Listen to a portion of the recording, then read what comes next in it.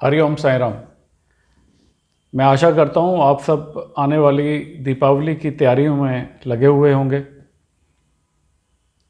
अपनी सेहत का खास ध्यान रखते हुए। पेंडेमिक अभी गया नहीं है, रंग में भंग किसी भी फैमिली में नहीं पड़ना चाहिए। पिछले 2 एपिसोड्स में हमने दीपावली में करने वाले कुछ कारगर उपायों के बारे में बात की। आज हम बात करेंगे कुछ सावधानियों की, जो जाने अनजाने गलतियां कुछ हो जाती हैं।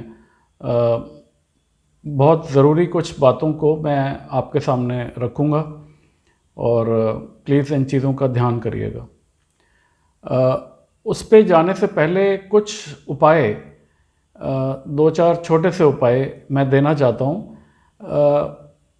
आदतें इंसान को अच्छा भी और बुरा भी कर देती हैं, तो कुछ हैबिट्स के ऊपर मैं उपाय आपको 2-4 उपाय दे के और फिर हम अपने टॉपिक पे बात करेंगे।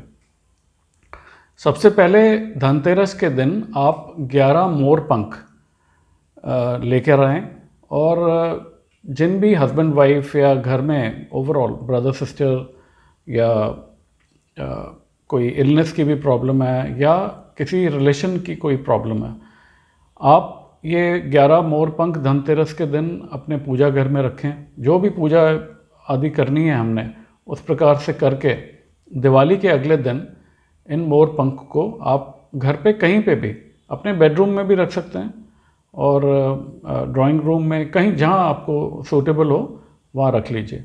नेगेटिविटी दूर होती है। 11 छोटे मोर पंख ले लीजिए, मीडियम साइज़ के, और उनको बांध के उल्टा अपने कोई भी आपके मेन डोर है, जो एंट्रेंस का डोर है, या जो किसी भी रूम का डोर है, अगर आपके घर पे हस्बैंड वाइफ की कोई प्रॉब्लम है तो उनके दरवाज़ा, जो बेडरूम का जो दरवाज़ा है उसके बैक साइड में आप इसको उल्टा करके लटका दीजिए। इससे भी नेगेटिविटी दूर होगी और घर में शांति का वातावरण बहाल होगा। दूसरा, दिवाली की रात से शुरू करके थोड़ा मीठा दूध आप हर शनिवार को शाम के समय जामुन के पेड़ की जड़ में चढ़ाइए। इस शनिवार जो दीपावली की रात है, शाम को आप जामुन के पेड़ में थोड़ा सा मीठा दूध चढ़ाइए। ये हर शनिवार करना शुरू करिएगा दीपावली से लेकर। आप 11 शनिवार करिए, आपको बहुत अंतर फ़र्क महसूस होगा। जो भी घर में अगर किसी की शराब की या कोई भी ख़राब हैबिट है, उसमें आपको अंतर नज़र आना शुरू होगा। अगर अल्कोहल की किसी को घर पे एक्सेस में ही हैबिट है, तो आप थोड़ी बची हुई, जो उनकी जिस बॉटल से वो पी रहे हैं या पी रही हैं, तो आप थोड़ी सी वो जो शराब बच जाती है बॉटल में, वो बॉटल लेके दिन के समय आप किसी वीरान जगह में जाके उसको खोद के दबा दीजिए और फिर पीछे मुड़ के मत देखिए। कुछ झाड़ियाँ उसके ऊपर, फूल, ये सूखी हुई झाड़ियाँ वगैरह उसके ऊपर डाल दीजिए, सो दैट किसी को पता ना लगे और खुदे ना हो दोबारा। वो आप पीछे बगैर मुड़े देखकर घर आ जाइए। इसको आप 3 बार रिपीट कर लीजिएगा with in a gap of 2 to 3 months. हर 3 महीने में एक बार कर लीजिए। होपफुली जल्दी आपको राहत दिखेगी। आपके घर में किसी को भी ये प्रॉब्लम है तो उसमें निजात मिलेगी। दक्षिण मुखी हनुमान जी की पूजा, अगर आपके आसपास कोई ऐसा मंदिर है जहाँ दक्षिण मुखी हनुमान जी हैं, उनके अगले पैर का सिंदूर ले आइए। और हो सके तो जिसको हैबिट है, कोई भी ख़राब हैबिट है किसी भी प्रकार की, आप उनको माथे पे तिलक लगाना शुरू करिए, चेस्ट पे लगाइए उनके। और अगर नहीं ये हो पाता, ये पॉसिबल नहीं है, वो इंसान आपको नहीं लगाने दे रहे हैं या नहीं मानते हैं इस चीज़ को, तो एटलीस्ट आप दक्षिण मुखी हनुमान जी की पूजा उपासना करना शुरू करिए।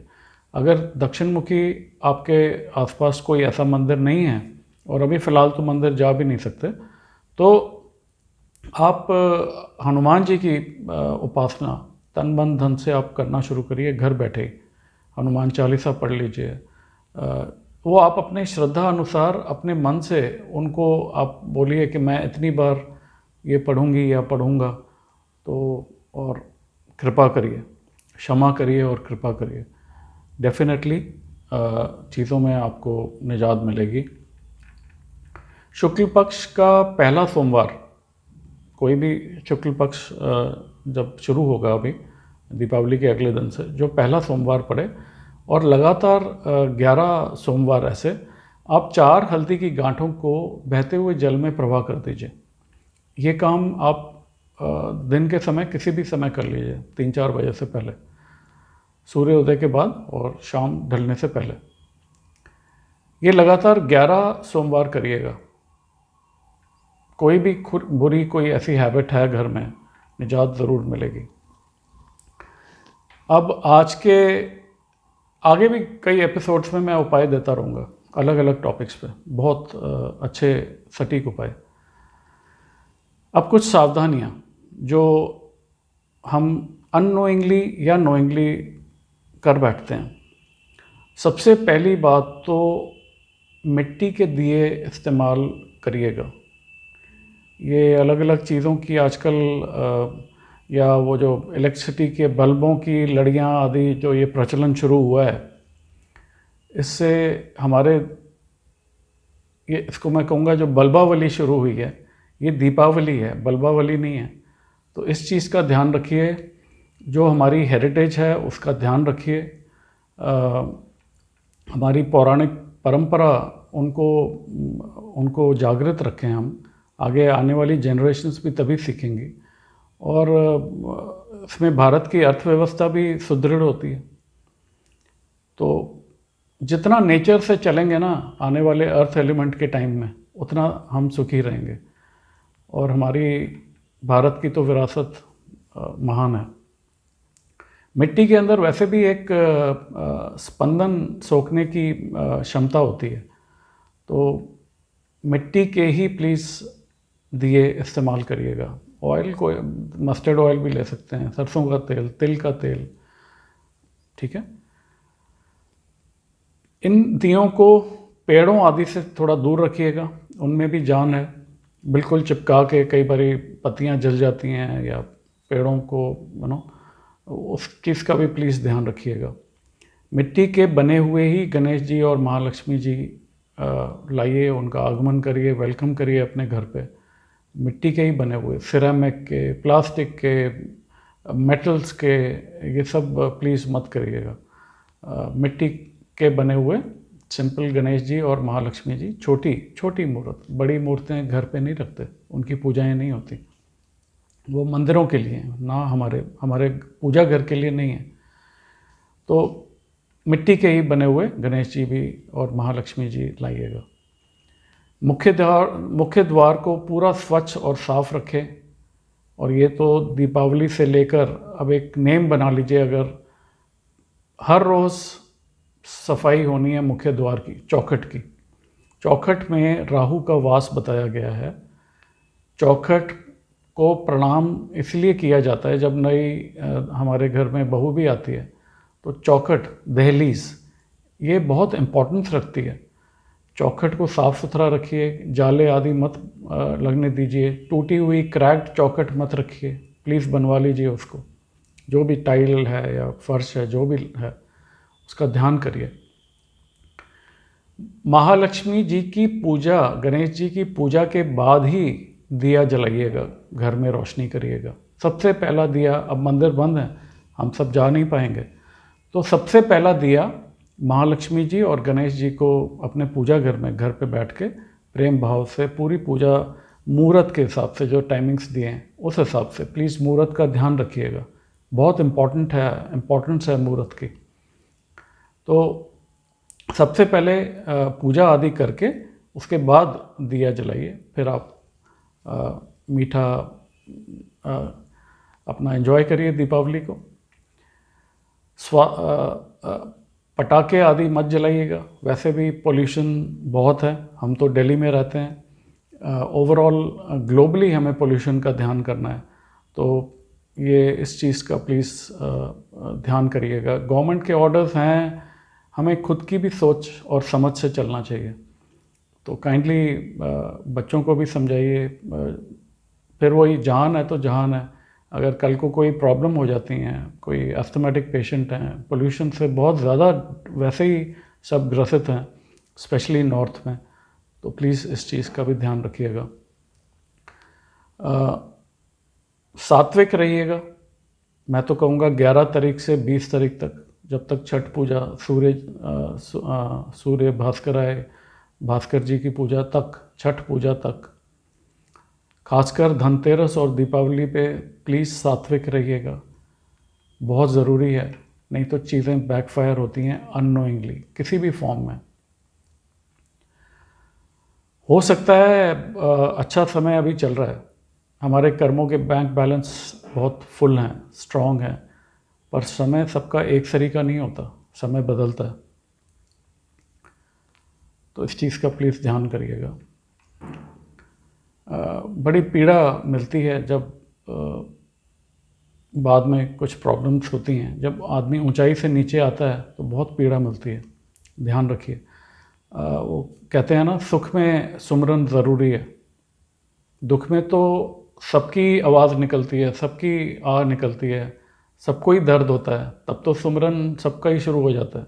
पर जो सुख में करता है, ये ऊपर वाला भी देखता है कि कौन कब मेरा नाम ले रहा है। तो प्लीज़ ध्यान रखिएगा। किसी भी शास्त्र में जुआ खेलना आदि का खेलना कहीं नहीं लिखा हुआ। जिस जुआ के चक्कर में आपको तो सबको मालूम ही है महाभारत हो गई, उसको हमारी संस्कृति कैसे मान्यता दे सकती है? सोचिए। ये जो प्रचलन चला हुआ है, जुआ खेलना है दीपावली पे और खाना पीना सब जो भी, तो प्लीज़ ध्यान करिए, ये कहाँ पे लिखा हुआ है कि जुआ खेलनी है दीपावली पे? कहीं नहीं लिखा हुआ। ये सब हमने बनाई हैं बातें, और जब हमें फिर प्रॉब्लम्स आ रही हैं, हम जब अगेंस्ट दी नेचर जा रहे हैं, अगेंस्ट हमारे एंशिएंट कल्चर के जा रहे हैं, तो हमें बैकफायर हो रहा है, फिर प्रॉब्लम्स बढ़ रही हैं। तो प्लीज़ ध्यान रखिएगा, अपना लॉजिक, अपनी बुद्धि लगाइए। कहीं नहीं लिखा, कहीं किसी क्लासिक में ये मेंशन नहीं है कि जुआ खेलनी है दीपावली पे तभी माँ लक्ष्मी आएंगी, बल्कि माँ लक्ष्मी जी का तो निरादर है। लोग जुआ आदि खेलते हुए जब ऐसे पैसे फेंकते हैं, और या कहीं कसिनोज में और ये सब जो करते हैं जो भी लोग, तो ये सब पिक्चरों तक, बल्कि मूवीज़ में भी ये सब नहीं होना चाहिए। सो दैट जनरेशन, जो बच्चे हैं, जो पीढ़ी है, नया नवजात बच्चा वही जो देखेगा, जो सुनेगा, वही सीखता है। तो माँ के पेट से कोई बुरा या अच्छा बन के नहीं आता, सब यही होता है ना। प्लीज़ ध्यान करिएगा, जुआ आदि इन दिनों में अवॉइड करिए प्लीज़, बिल्कुल टोटली। बहुत इम्पॉर्टेंट, अगर हम महालक्ष्मी के बारे में सिर्फ कह रहे हैं कि आगमन हो, महालक्ष्मी की पूजा कर रहे हैं, पर अगर हम घर की लक्ष्मी की इज़्ज़त नहीं कर रहे, हम माँ की, अपनी वाइफ की, अपनी बेटियों की इज़्ज़त नहीं कर रहे, बहनों की इज़्ज़त नहीं कर रहे, या बाहर हम कुछ गलत अपने आचरण से चलते हैं, तो कहाँ से महालक्ष्मी जी कृपा करेंगी बताइए? घर की लेडीज़ का सबसे पहले अगर आदर नहीं होगा उस स्थान पे, जिस घर में महालक्ष्मी की पूजा कितनी भी कर लीजिए, कितनी दिवालियाँ कर लीजिए, कितने हवन कर लीजिए, अगर घर में शांति और घर में अगर आप अपनी लेडीज़ की इज़्ज़त नहीं कर रहे, वहाँ आज नहीं तो कल, वही कर्मों के बैंक वाली बात, तो बैकफायर होगा, मेजरली होगा, बहुत मेजरली। और ये पितृदोष में भी कन्वर्ट होता है। स्त्री का ऋण, बड़े सारे ऋण हैं, अनजान का ऋण, पता ही नहीं लगता। फिर अब हम कहते हैं जी हमें ये प्रॉब्लम है, क्यों हो रही, फिर उनके उपाय, फिर आदि, क्यों, किस लिए? सो प्लीज़ टेक केयर, इस चीज़ का बहुत ज़रूरी है ये ध्यान रखना हम सभी को। आपकी कोई भी पूजा आदि हवन यज्ञ फलित नहीं होंगे अदरवाइज। प्लीज़ ध्यान रखिएगा। रादर सब महिलाओं के घर में, इवन आपकी बेटी, पाँव छूइए, आशीर्वाद लीजिए। ये एक नेम बनाइए घर पे, अपने काम पे ट्रैवल पे जाने से पहले। प्रेम भाव बढ़ेगा, बहुत ईश्वरीय कृपा आएगी जी। करके देखिए प्लीज़ करिए। गीता में श्री कृष्ण जी कहते हैं, जो मुझे जिस भाव से चाहता है मैं उसे उसी भाव से प्राप्त होता हूँ। ये गीता में कृष्ण जी। दीपावली के दिन अच्छी भावना रखिए, घर में कलेश आदि ना करें, कोई भी गलत शब्द अपशब्द ना बोलें प्लीज़। शांति रखें, जिस भावना से करेंगे उसी भावना को प्राप्त करेंगे। अननोइंगली ये सब चीज़ें हो जाती हैं और इनका प्लीज़ ध्यान रखिएगा। नीडी लोगों की, असमर्थ जो लोग हैं, अंत विद्यालय आदि हैं, गाय, इन सब की सेवा ज़रूर करिएगा इन दिनों में। कोई भी अच्छे ऑस्पिशियस डेज हैं, सबकी सबसे पहले आप अपने लिए चीज़ें खरीदते हैं, अच्छी नई चीज़ें खरीदते हैं, दान ज़रूर बहुत ज़रूरी है। इस चीज़ का विशेष ध्यान रखिएगा। पितरों के निमित्त जैसे मैंने पार्ट 1 और पार्ट 2 में बात की है, ज़रूर पितरों के निमित्त पूजा आदि करिएगा। उनको हर मांगलिक कार्य में उठते बैठते याद करिए, बहुत ब्लेसिंग्स मिलेंगी। पितृदोष का सबसे बड़ा उपाय है अपने पितरों को याद करना हर समय। कोई भी लोग कोई भी